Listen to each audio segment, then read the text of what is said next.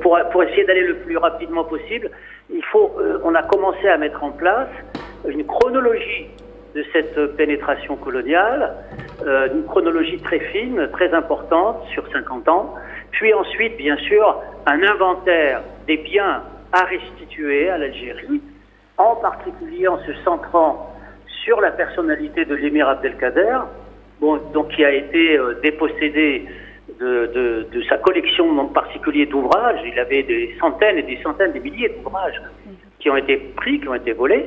Donc ces bâtons de commandement, toute une série d'objets symboliques qui ont été pris et que la France devrait restituer. Donc c'était aussi la tâche qu'on s'était assignée dans cette commission. C'était aussi, bien sûr, le partage des archives. Il y a beaucoup d'archives sur toute cette histoire et ce travail, dans le fond, ne fait que commencer. Alors, ça ne veut pas dire, bien sûr, qu'on n'a pas de point de vue à avoir sur ce qu'est le système colonial. Comme ça a été dit par vos interlocuteurs avant, le point de vue est très clair. Enfin, le mien, en tout cas, il est très clair. Depuis 50 ans, c'est en fait que le système colonial a été un système de dépossession de ce qu'a été la nation algérienne, de ce qu'a été le peuple algérien.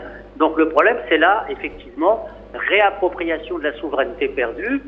Et donc tout le travail qui a été mené et que j'ai mené avec d'autres, c'est précisément de reconstruire, de construire tout ce récit national confisqué pour essayer de le faire partager au plus grand nombre.